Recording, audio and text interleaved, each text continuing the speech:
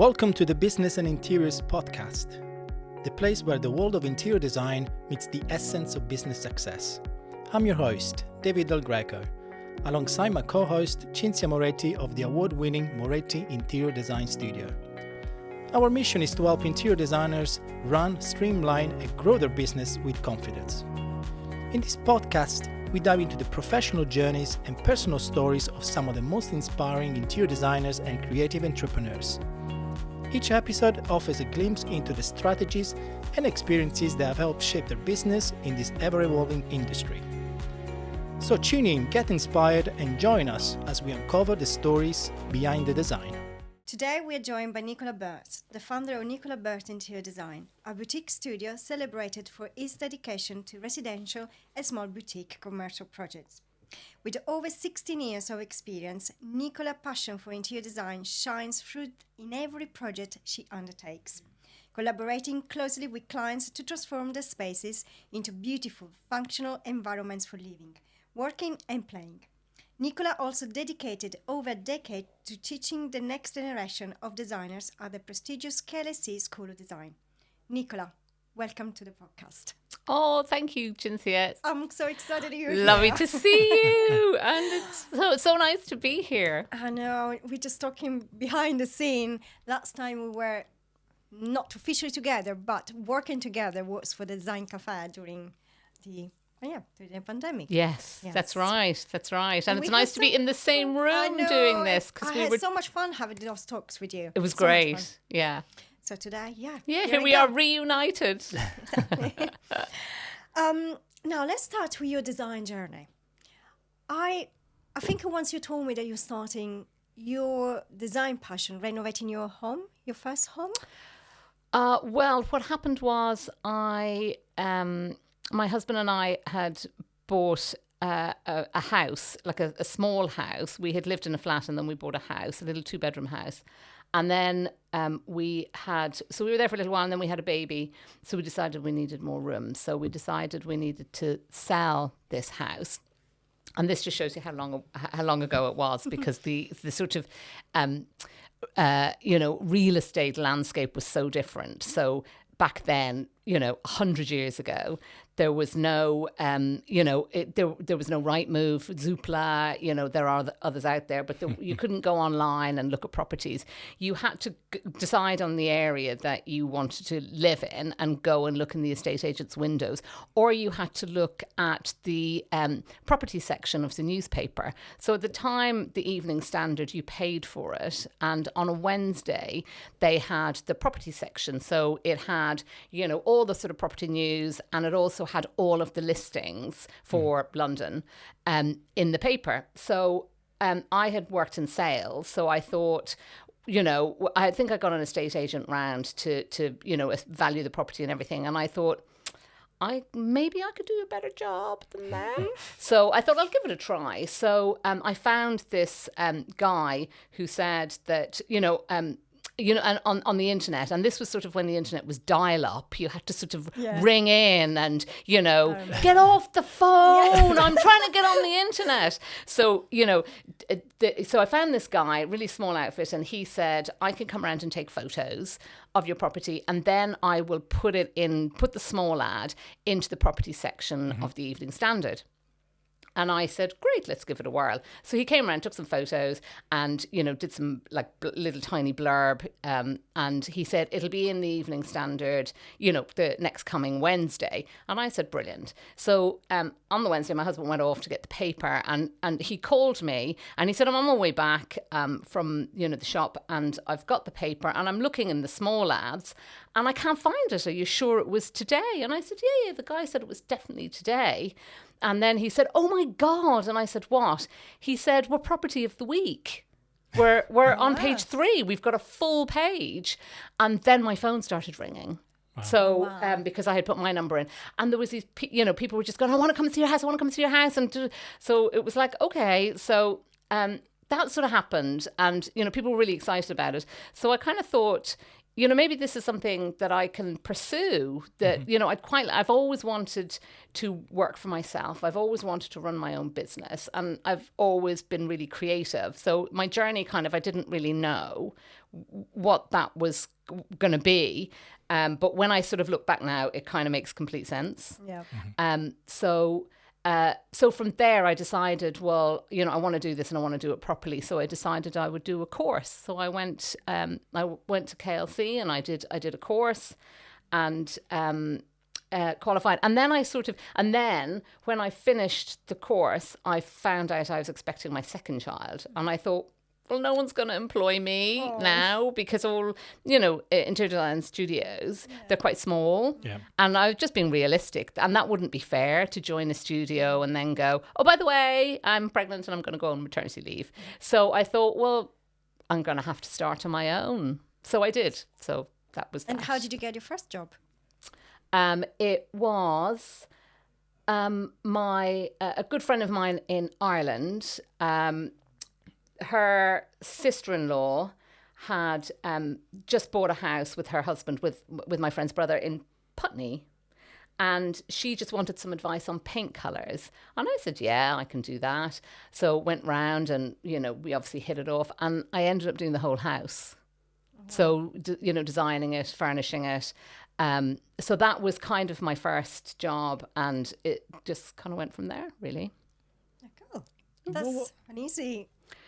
Well, it seems like it was easy, but, you know, I think part of it is when an opportunity comes along, take it. Yes. Mm-hmm. Absolutely. Just don't think about it. Just take it. Because I sort of thought, oh, you know, selling my own, well, I would give it a whirl. Like, just, you know, if it doesn't work out, I'll just go to the estate agent. Mm-hmm. Or, you know, and I think it's taking opportunities, but also kind of knowing what you need to do. Because I thought, I can't go out there and say I'm an interior designer without any kind of formal training. I know I've got an eye, and I know I'm good at this, and I know I'm organised and detailed. Mm-hmm. So then when I started the course, I just thought, oh my God, thank God I did this course. There's so much I didn't know. So, I think that's part of it as well. And what did you learn outside of design school? Because you said, you knew that you wanted to run your own business. Mm-hmm. But then the reality potentially may be different. You know, what did you find the reality was when you started your business, your studio? Well, I think, the reality was that you have massive imposter syndrome, I think, at the start, that you think somebody's going to tap you on the shoulder and go, sorry, what are you doing here? Or a client is going to go, oh my God, that's horrible. Like, why did you, you know? But part of that is listening to them and taking a proper brief and understanding what they want. And I think having no ego. Okay. Because you can't be sensitive to, you know, what, you know, clients might say, or you know, if they don't like something, it's about them. So you've got to sort of find a solution for them. Mm-hmm. And also you've got to be professional. So don't take it personal. Yeah, don't take it personally. Yeah. And it's business. Mm-hmm. And I'm trying to think what else. I think another thing was, shortly after I started my business, the 2008 crash happened. Mm-hmm. So I think it's, you know, I think it's and that was a good learning curve, because then COVID happened. So I think when COVID came along, I was sort of much more prepared. Mm-hmm. And I can also now sense the sort of beginning, you know, the beginning of a downturn maybe coming, because I get suppliers and people calling me.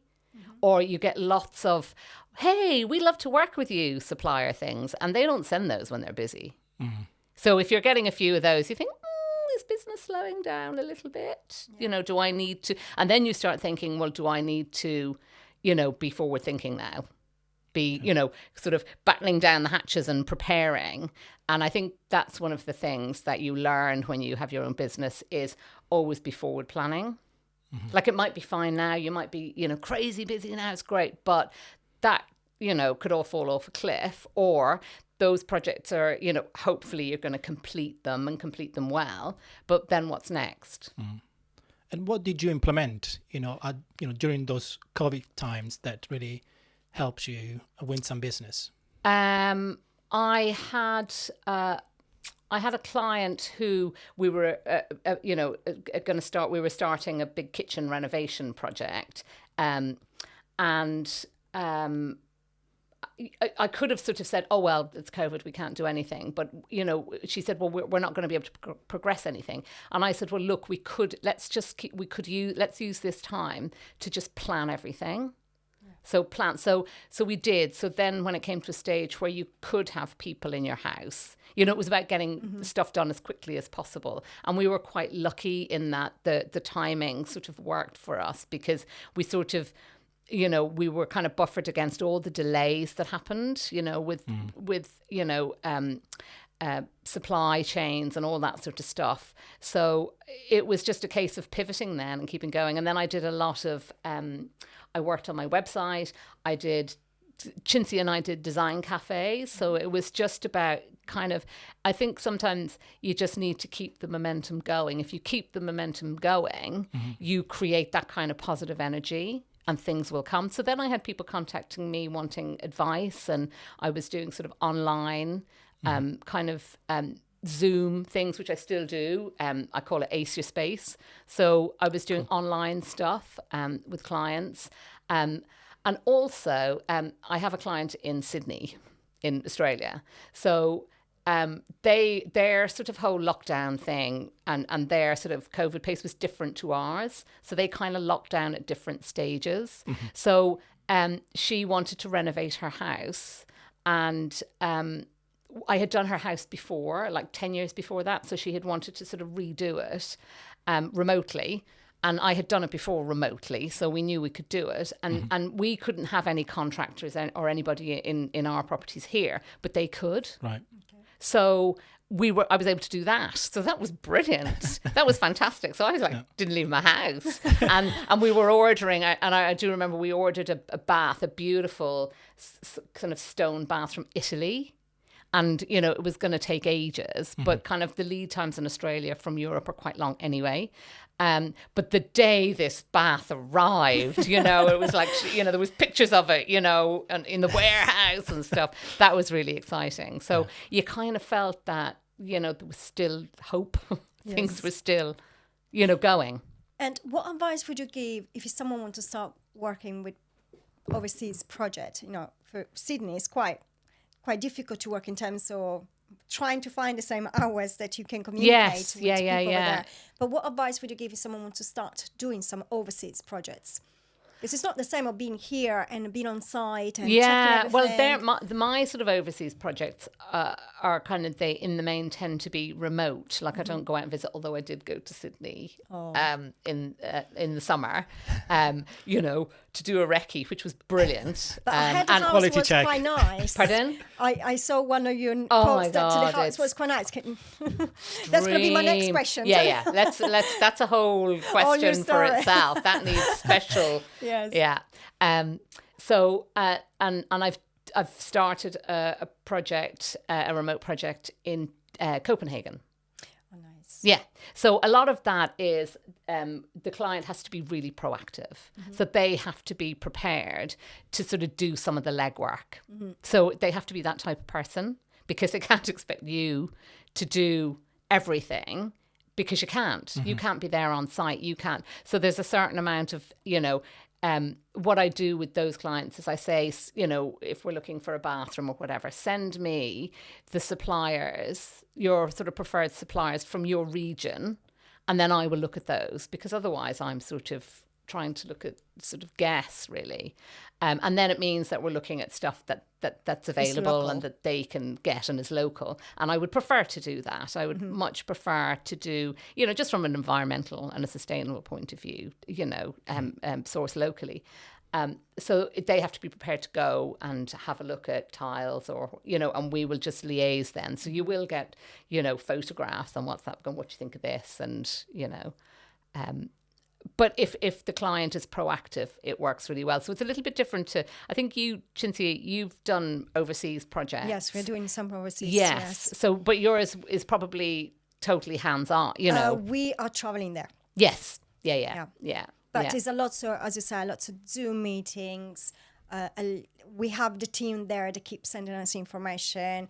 So when they're on site, we are on site remotely. So we are still very much involved. So but as you say, is the client needs to be more aware that you can't be there all the time if something happens. So they had to be more proactive. So So do you have a satellite team, your own kind of Moretti interior design team out there? No, we actually created a team there in the different. So we have projects in Italy and Spain and Gibraltar. So in each country we have put together a team for the client. So the architect, the builders, the project manager. So, of the so local. And we manage them from remotely. Of the key people that you would work with anyway, and you manage them remotely. Yeah. Oh, yeah. So that's, okay. It's interesting kind of how... if you have the right team when you work with overseas project, it will make everything much If you have easier. the right team for anything. Yes, true. It's, dream job. Absolutely. God, we wish, you know. And what about the Sydney house? What do you want to know? And this project's going to be finished? Well, we're hoping it will be finished this year. So there's a lot of joinery that we're doing. So some of it is just face joinery and some of it is building joinery. So kind of just waiting for that. So one of the things I did when I was out there, we went to the workshop and met the guy who owned the joinery company and looked at sort of so that was great to be able to be there with my client and say, look, this is the kind of door finish I'm looking at, and he had loads of samples and so it was it was that sort of artisan thing. I just love that sort of that skill, of craftspeople. So being in that environment, I'm just going, I'm looking forward to seeing the final photos. Yeah, I know. Absolutely. You are now a celebrity interior designer. No, God, no. So yeah, that's a really lovely project. And, for all this project, you're very much involved. So you deal with all these projects, you design everything. Yeah, you manage it's me. It's you. Pretty much. If someone wants to start their own business and they find themselves on their own, so one-man band, what advice would you give to manage to do everything? Because there's not enough hours during the day to do I know. You've got to be really passionate about what you do. Really passionate. And you've got to sort of want to give it everything. So I was working last night until 11 o'clock. Just because I've got a lot on and there was something I needed to get done. So I just, you just do it. I don't do that all the time, you obviously, and I, really try not to work weekends. My children are older now, so I've got a bit more flexibility. So I really try not to work weekends and, have that time for myself.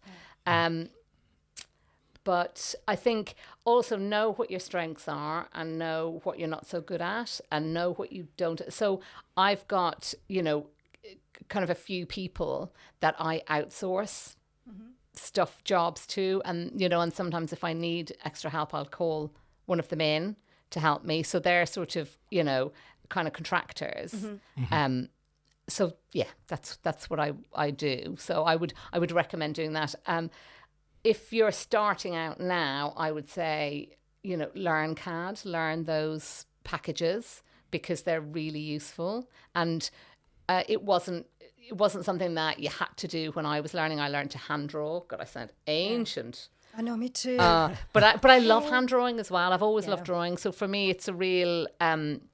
I get to be able to think about stuff as I'm designing. I don't really like, you're on a computer all day long anyway. I don't really want to be on it sort of doing anything else.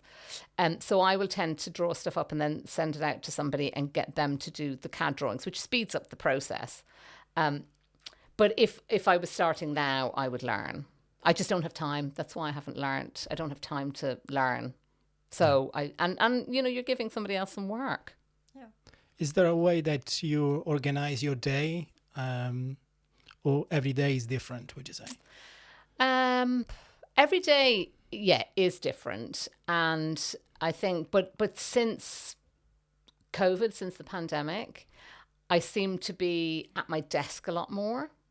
I think we've just got into the habit of that. And maybe I'm just busier and I've got stuff. There's lots of networking things that I'd like to go to, but I just don't have time.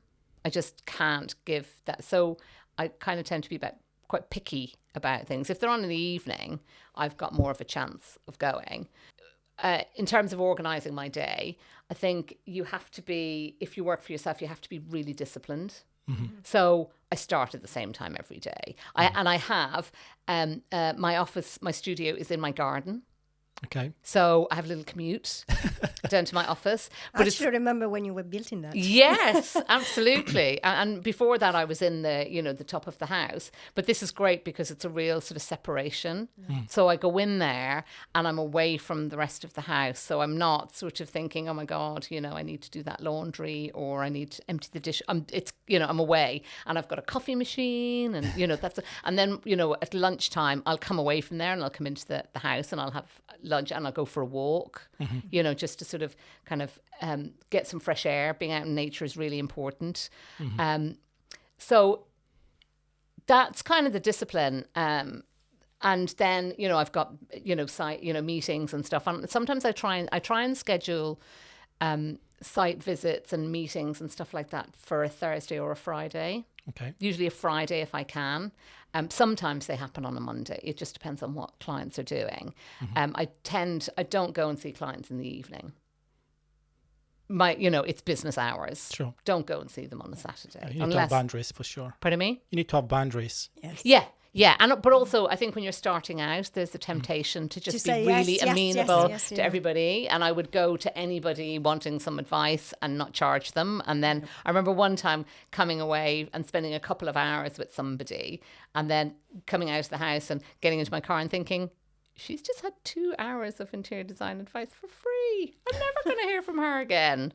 So I charge an initial consultation fee now because that kind of, if somebody is really interested in your expertise, that's no problem. Yeah.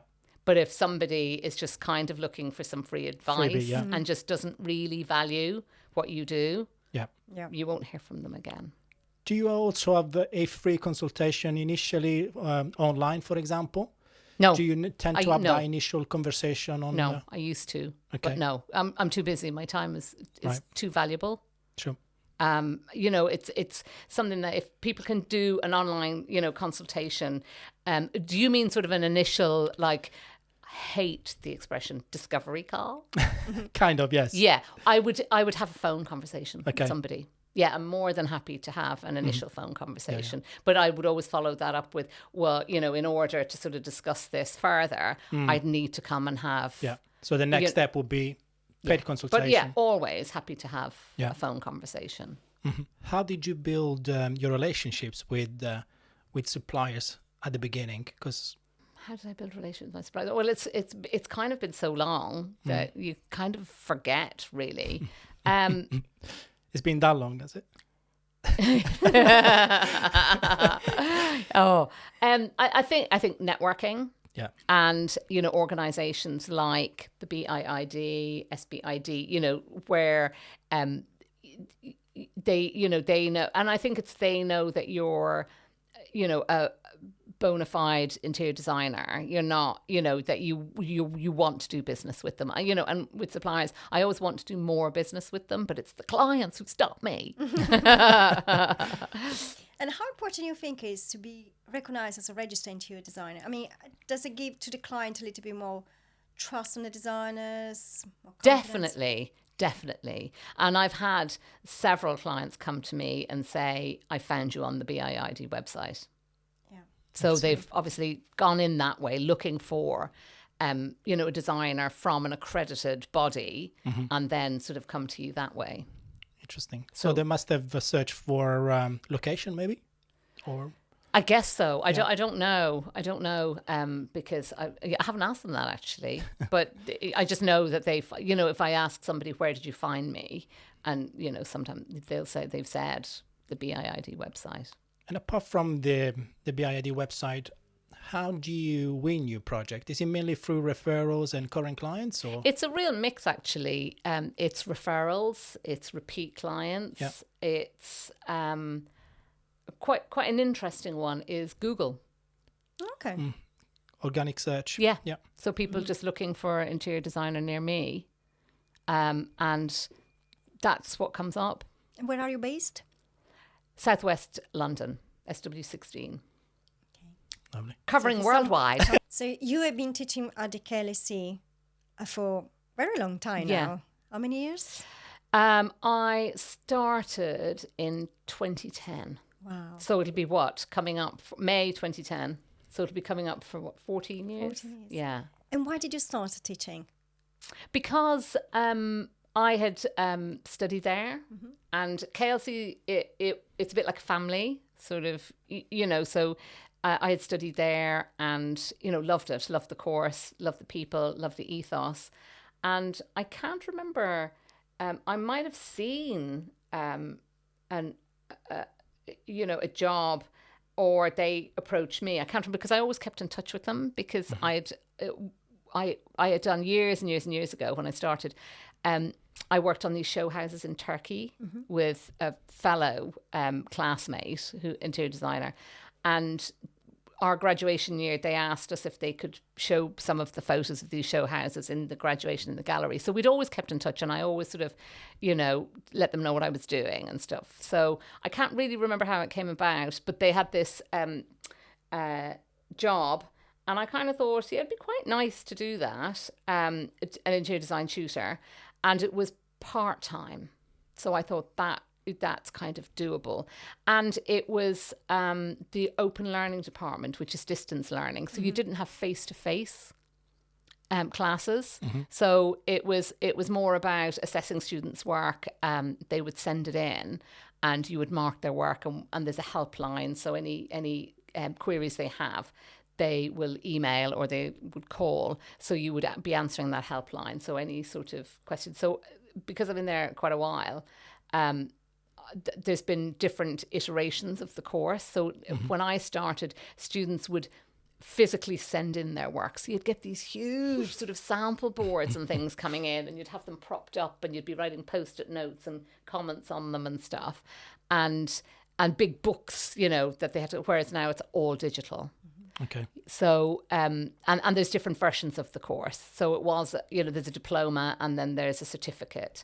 So I kind of mark all the versions of the course, because I've kind of grown up with them. And it's quite nice for me, because I do it remotely now.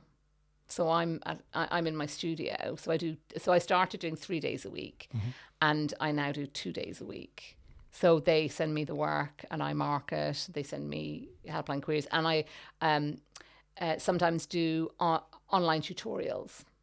And when they're near the end of the course, do they ask you for advice to what to do next? Yes, quite often. So quite often, if a student is doing their final project or starting their final project, and they want to do a tutorial. So it used to be face-to-face tutorials that they would come into the school, whereas since the pandemic, we can do them online, so they can be anywhere in the world. So that's always quite interesting, talking to somebody like in their living room, and they're in Malaysia or, Saudi Arabia or, Antwerp or wherever. And if they're doing their final project, they are starting to think about what happens afterwards. So they do quite often ask. So I will tell them, but I will say this is my personal advice as an interior designer. Not necessarily the school's advice, but I'm quite happy to share that with you. Yeah, because you had a very unique experience, right? Yeah. And the school quite valued that I'm a working designer. So I kind of bring all this real world, current experience. So what is the advice that you give? Because you said it doesn't necessarily aligns with the school. Well, it's not that it doesn't align with the school. It would completely align with the school. Right. But the advice I'm giving is advice from me as a working interior designer. Right. Because that's what they want. So I just have to sort of, kind of make that clear that, a tutor at the school might have slightly different advice. It'll be kind of straightforward. It won't be wrong, but mine is going to be kind of much more kind of hands-on, I think. Interesting. And what would you say was the project, sometimes in interior design journey, there's one or two projects that make the jump in your career. Is there any one of these projects that make you change the quality of your project or the size of your project? And it's like, that is the project that we always remember. I don't think there's any one that is a jump, because for me, I think it's a gradual, it's a journey and evolving, and as you grow as a designer and as you grow in confidence. But I think there's one project I think that stands out that is really, I think the step change for me was realizing that professional photography is so important, is vital. Mm-hmm. It's a game changer, really. And it is so worth investing in. If there's one thing you're going to invest in, it's photography, like really good photography. And I think for me, the sort of a kind of a game-changing thing was the project I did, the green Art Deco kitchen and living room, that space, because the client was amazing and is amazing. I'm still working with her. But to take that leap of faith, I just had this vision of, it's a 1930s house. She loved Art Deco, and I just had this vision of this emerald green kitchen. I just thought it really would be amazing in the space. And she took that leap of faith and went, great, love it. Because, the majority of clients, are going to say, oh, I love it, but I'm just not quite, because it's a lot of money. It's a huge investment. And she just went for it. And that was, again, because I got, really lovely photographs done by, really lovely photographer, very talented. And then I thought, I'm going to enter this in a competition. So I did. And then I got lots of press out of it. And there was just lots, because it was a really, visually, it was really striking. Great.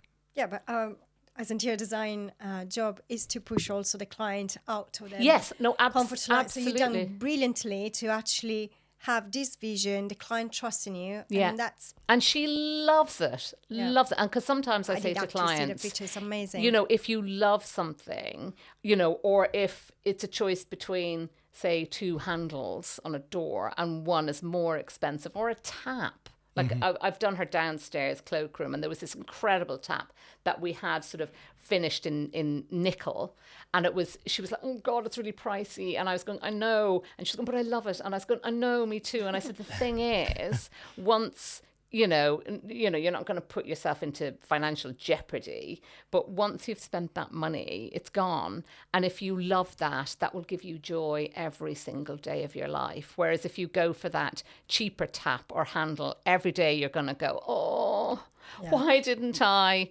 go for the other one? Yeah. So I think sometimes it's that. And then it's kind of explaining that to clients. And it's their decision at the end of the day. I would never force anybody into, making a decision that they weren't comfortable with. But yes, it is about, they're saying, oh, but that's different to what I told you I wanted. I know. I'm going over and above. But, they don't have to agree. But, and if you listen to your clients, you're able to give them something that they absolutely love. And that's the best part of my job. Because I guess they don't know what they don't know, right? So you kind of need to take them and you're there. just kind of pushing them out of their comfort zone a little bit sometimes, but it just gives them such joy. Like that living space, that green kitchen. My client she says, oh my God, I love it so much, and people come in and they just go, wow. And it's so, that was 4 years ago now, I think, because we did it during the pandemic. And I, every time I go back there, it's a joy to see. Yeah, and it works, and that's the thing. It's got to work practically and ergonomically as well. There's no point in it looking beautiful if it's just, difficult to be in. Mm-hmm. And it's got to be really practical. I'm a really practical person. So for me, it's got to work. And because you do all the projects by yourself, so you know all the ins and outs of every single stage, which one is your favorite one? Oh God, that's really difficult to say. I can't say that. Because I like lots of projects and love for lots of different reasons, whether they're, like that one, the client, really believed in your vision and went with it and was really happy, or whether you've just kind of like transformed somebody's life is a bit strong, but you've just made somebody's life, you've enriched it. That's by, a nice word. Yeah, by the furniture that you've chosen, or, you know, my client in this Sydney house, you know, when I went out there and, you know, we were looking at all the sofas and, you know, for me, it was really, really important. You can see the main living room from every other room in the house. So it was really important that the back of the sofa looked really good as well as the front, but also has to be really comfortable. And everybody's sort of level of comfort or, you know, parameters is different. So, you know, the clients had to go out and try the sofa. So, and I, you know, kind of taped it all out and measured it all out. So we chose sofas and measured it out perfectly. And the guys then delivered, and my client, she sent me a video of the guys delivering, and they were like, she'd left the tape marks, and they were like, oh my God, it's perfect. Like so many people, it just doesn't fit. Like they've measured the doorway wrong and we can't get, they were like, oh, we just put them here. Okay, perfect. So, and so that's really nice. And she said, those sofas are amazing because everybody who sits in them falls asleep. Because you've got the door, you know, the doors open. You've got the sea outside. Oh, sounds lovely. Yeah, it's idyllic. And she said and they're so deep. And her husband, who's quite tall, he can stretch out on one of the sofas, and someone else can sit down. There's room, so to be able to just fully stretch out and to me, that's really important. That's great. And did you have a time when things didn't go as planned?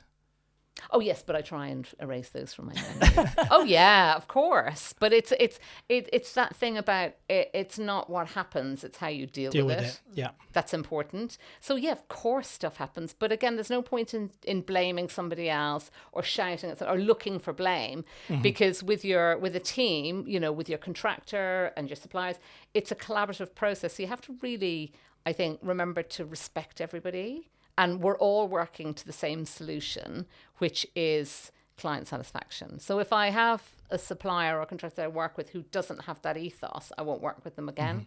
Yeah. Because whereas if somebody says to me, it's all about making the client happy at the end of the day, that's music to my ears. But I'm the sort of, as you know, Cinzia, we're the sort of alchemist, the go-between, like, I mean, the client really has no idea of how much we do behind the scenes. It's true. You know, and I think the worst thing about and this is something that you don't learn in, you know, design school, is the worst thing about this job is deliveries and installation. Yep. Oh, there's so much time taken up with the backwards and forwards of that.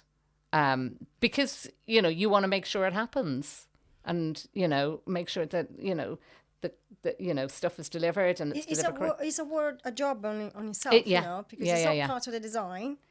It's a completely different job and it's so time consuming. Yes. Yeah. And you think so you've all and also if you're very organized and very meticulous, you think it's all in place, and then something happens. Life, you know, somebody's sick or, you know, whatever, and you've, you know, got something turned up wrong. And also if you know, if you work for yourself, as you know, you're never really have time off. And I find always when I'm on holiday, there's always some mess up. I was in Paris last week on holiday, and, you know, there was a situation with a delivery of tiles, and, you know, that had to be sorted, you know, and tile delivery is on its way, and I let them know, there's nobody there today. They're all sick. And it's like, and I'm in France and it's an hour ahead, and I'm like, you know, trying to sort it out, but it was fine. It's absolutely fine. But you have to just go and sort it out. Breathe and things. But because you want, kind of, you know, you sort of want to make sure everything's happening, because, you know, you sort of feel responsible as well. And I guess obviously you want to, like you said, you know, you want to make the client happy, you want to make those expectations and all of that. And also you want the contractor to feel that you're on his side and you're working with him and his team. Yeah. So, you know, you want to sort of do what you can. Don't go, well, you know, it's not my fault. Yeah. It's good. You know, it's about sort of, you know, and all working together, because if you know, help them out, they'll help you out. Yeah, absolutely. And it's a team. That's true. And how would you find the right contractor for your project? Trial and error. There are some that I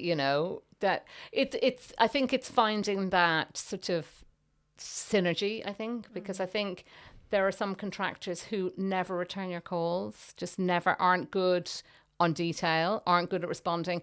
And I can't, I mean, I don't have time to be chasing you. And, please just be a professional. Mm-hmm. That's one of my real bugbears. Whereas if I have a contractor who does respond and who does respond to emails and who is professional, that is great. Mm-hmm. And also that,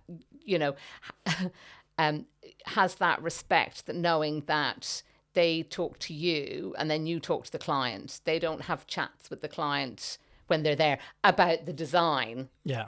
So when you go, the client goes, well, the builder said that, putting the lights there wasn't really didn't think it was a good idea. Yeah.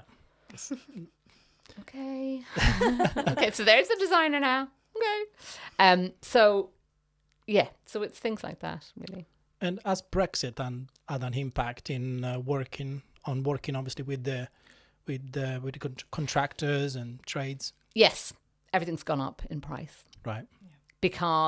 And contractors are difficult. Everything's gone up because a lot of labourers and skilled, people and people in contracting teams left. So, and I have one contractor that I work with who's Polish, and he said to me, it's really tricky trying to find people. And he said, I had, he said, I put it out in the community, that I was looking for a plumber, and he said, and this guy this guy turned up, and he said he had no clue. He was just chancing his arm, and you can't do that because, it's your responsibility. You can't put the wrong people in front of a client. Mm-hmm. Definitely. In that sense. And in another sense, like supply chains and things, I think, touch wood, there isn't anything that I've sort of been impacted by. Okay. Do you normally source from British companies or companies? It depends, really. Really depends. I will try and source locally, mm-hmm. but I'm thinking, for example, of say, fabric houses, mm-hmm. because they will have showrooms here, but a lot of them will be, say, French, Belgium, and the mills are over there in France and Italy and Spain. And I haven't really seen that impacted, but contractors and building work, definitely. Like I mean, I was looking for a contractor a while ago, and somebody recommended some that he had worked with to contact, and two of them I called and said absolutely not, we're just way too busy, and the third one never got back to me. So they're just really busy, so because there's more work and less people to do it. So definitely less people to work around. We had the same problem as well, especially with contractors. Yeah. And what for you next? World domination. No. I'm really, really busy, and I've got lots of lovely projects. So for me, I think it's just keep doing what I'm doing, and hope get to work on some more nicer projects. So there's something that I might be doing in September, but I can't say anything about that yet. That's real podcast gold, isn't it? Pardon? We will start asking you something in September. Yeah, so I'm starting work on that now, but that's kind of like a nice little aside thing, it's just work at the moment, really. Just head down, do the work, get it done. And work. Yeah. Keep going. Yeah, absolutely. Nicola, thanks so much for coming today to the podcast. A pleasure. Absolute Thank you very pleasure. much. Thank you. Thank you for tuning in. And if you enjoyed our conversation, feel free to share it with your friends. And if you wish to dive deeper into the business of interior design, we invite you to join our membership community at business@interiors.com.